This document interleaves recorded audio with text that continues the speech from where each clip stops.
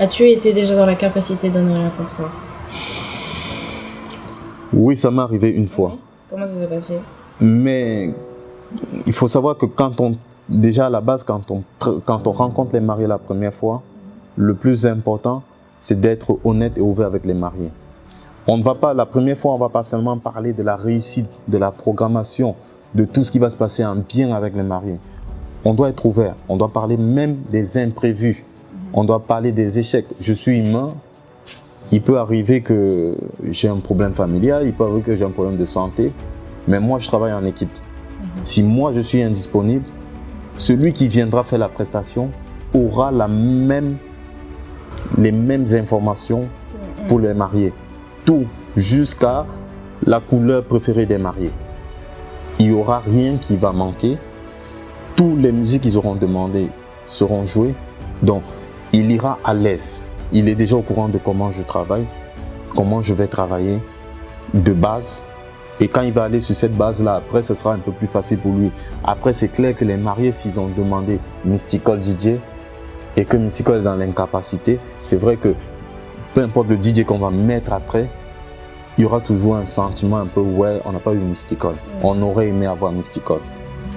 As-tu déjà eu l'opportunité de partager les platines avec un autre DJ? Si oui, est-ce que tu as eu des mauvaises surprises? Oui, moi j'ai eu plusieurs fois la possibilité de partager des platines avec d'autres DJ, mais ça s'est très bien passé. Il y a aussi des fois où ça s'est mal passé parce que il y a des mariés qui ont un DJ dans la famille, mais qui n'est pas professionnel. Il y a DJ de maison, il y a DJ de club, il y a DJ de mariage, il y a DJ d'événement, et qui n'est pas professionnel et qui n'a jamais fait ce genre de prestation. Donc, qui a une manière, une vision à lui de travailler. Il faut savoir que quand on est DJ, il y a notre vision à nous, mais il y a la vision de la salle qu'il faut avoir. Maintenant, lui, quand il vient avec sa vision, je veux faire plaisir à la famille. Pendant peut-être 30 minutes, ça va aller. Mais au bout d'1 heure, vu qu'il n'a pas l'habitude de tenir aussi longtemps, il peut se perdre.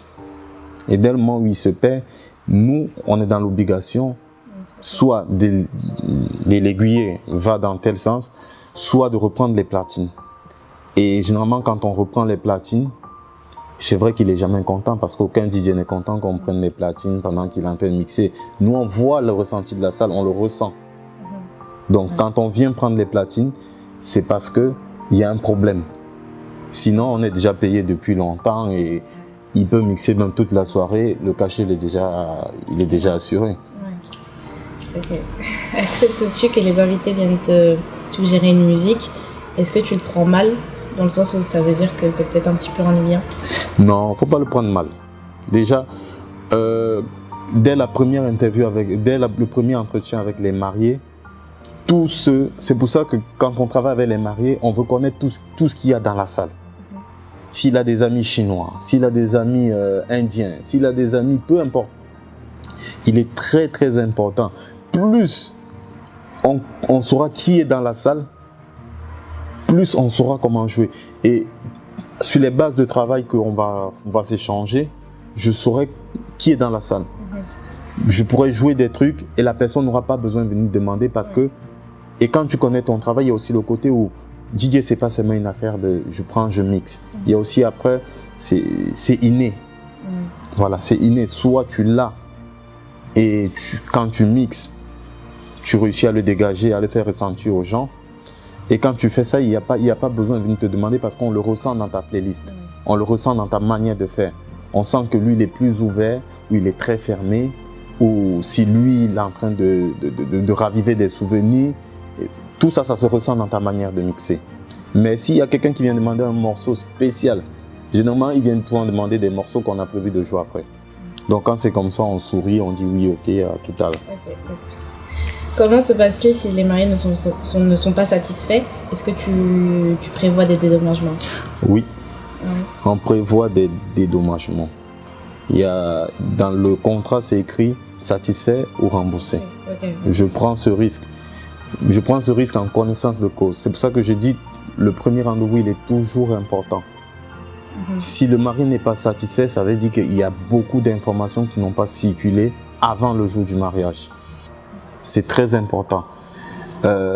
Si tu viens à un mariage pour mixer ta musique, c'est clair que les mariés ne vont pas s'amuser. Il faut comprendre l'univers musical des mariés. Même si ils sont 100% de tel pays, ça ne veut pas dire que forcément ils sont fans que de cette musique. Ça ne veut pas dire qu'il n'y a que ces invités dans la salle là qui vont écouter que ça. Donc il est important, c'est pour ça que je dis important de connaître vraiment les mariés. Au fur et à mesure que vous allez échanger, il n'y aura plus le côté prestataire et marié. Vous devez être en communication, un peu comme des amis. Là, on devient comme membre de la famille, mais on garde toujours le côté prestataire. Membre de la famille parce que ça va permettre de détendre les mariés, de s'ouvrir beaucoup plus. Elle va t'envoyer un message. DJ, j'ai écouté tel son dernièrement sur la radio en roulant. Est-ce que tu as ça? Ben, toi, tu rigoles. Ou bien quand elle va voir tes stories WhatsApp, elle va dire non, le son là, je le veux. Et ça, plus elle communique comme ça avec vous, plus vous savez où vous allez l'amener. Vous savez où elle veut aller. Vous savez quel type de show elle veut. Donc, c'est important dès le premier entretien, déjà de bien connaître les mariés et de maintenir le contact avec les mariés jusqu'au jour J. Pour éviter que le mariage tourne au cauchemar, quels sont tes conseils pour les futurs mariés?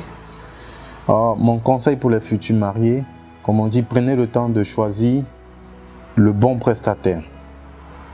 Un prestataire qui vous ressemble et qui ressemble à l'idéologie que vous voulez avoir pour votre mariage. Il est aussi important de prendre un prestataire qui est bien plus qu'un prestataire, qui est un partenaire. Parce que c'est en étant partenaire de votre mariage qu'il va vous comprendre et qu'il va réussir à faire de votre jour un jour vraiment inoubliable. Merci DJ Mystical d'avoir répondu à mes questions. Nous allons passer aux questions des auditeurs. Donc, Je t'explique un petit peu le principe, c'est des questions des auditeurs et du coup tu vas devoir y répondre. Voilà. Première question, Léa de Ponto Combo. Lors de mon mariage, j'ai pris un DJ qui n'a pas su faire danser mes invités. Puis-je demander un remboursement? Léa, pour demander un remboursement juste avant de demander le remboursement, ça veut dire que vous n'avez pas bien communiqué avec votre DJ. Il est important de bien communiquer avec lui. Dans le cas où vous avez bien échangé et que le DJ connaît vos attentes, il connaît vos demandes, vos obligations et vos envies, s'il a fait autrement, là après vous pouvez demander un dédommagement. Sinon, il est toujours, comme je dis à chaque marié, c'est important. Toutes vos frustrations en ce qui concerne la partie DJing, sonore, lumière, effets spéciaux, posez toutes les questions que vous voulez. Vous avez le temps et vous avez le droit de poser ces questions. Donc plus vous allez poser les questions, plus, c'est vrai, il y a beaucoup de DJ qui ne sont pas très clientèle, qui sont plus travail au niveau des platines. Mais plus vous échangez avec votre DJ, ça vous permettra de vous rassurer et de connaître ce qui va se passer pour votre mariage. Deuxième question, Lorena de Porto. De ton point de vue, en tant que DJ, que penses-tu de l'émission 4 mariages pour une lune de miel? Car les DJ sont souvent critiqués. C'est qui déjà? Lorena. Lorena. Ah. Bon, pour déjà 4 mariages, une lune de miel, c'est une très belle émission, mais c'est pas une émission qui est adaptée pour l'image de DJ.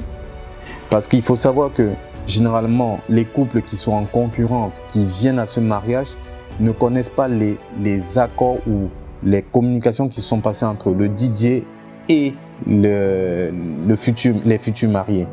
Donc il faut savoir que les mariés ont demandé un style qui correspond à leur mariage et c'est plutôt aux concurrentes qui viennent à ce mariage qui doivent comprendre ça avant de juger, à moins qu'elles soient vraiment très dans la musique pour comprendre que oui, il ne s'est pas mixé, il ne s'est pas agencé. Et c'est vrai que bon, avec la technologie de maintenant, toutes les musiques qui se jouent, facilement on reconnaît les DJ qui ne savent pas mixer. Mais il faut savoir qu'en général, il y a un accord entre les DJ et les mariés dans un style avec des musiques qui ont été demandées par les mariés. Et c'est par rapport à ça que le DJ y travaille. Alors, troisième et dernière question. Elle vient de Isa d'Orléans. Lors de mon mariage, le DJ m'a envoyé son assistant qui était plutôt mauvais, sans même m'en avertir. Comment puis-je me retourner contre le DJ? Isa, si le DJ vous a envoyé son assistant et qu'il ne vous a pas prévenu, c'est une faute grave. En effet, vous pouvez lui demander un dédommagement.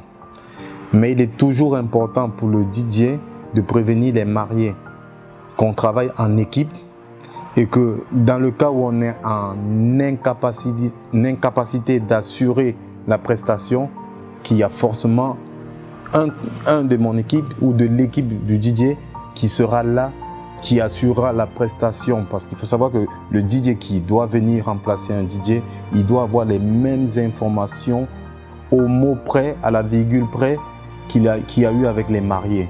Pour que lui aussi se sente à l'aise, non seulement d'assurer la prestation, mais d'honorer aussi ce mariage. Voilà. Alors, merci à toi, DJ Mystical, d'avoir répondu à mes questions. L'émission touche à sa fin. Qu'est-ce qu'on pourrait te souhaiter dans du court ou dans du long terme? Beaucoup de mariages, beaucoup de prestations. Oui. Et que Dieu donne toute la santé pour qu'on assure tout ce qui va arriver. Voilà. Si vous voulez contacter DJ Mystical, je vous mets toutes les infos en dessous sur la barre d'infos. Et surtout, n'oubliez pas, abonnez-vous pour ne rater aucun épisode. Et on se retrouve très bientôt pour un prochain épisode. Au revoir. Cheers.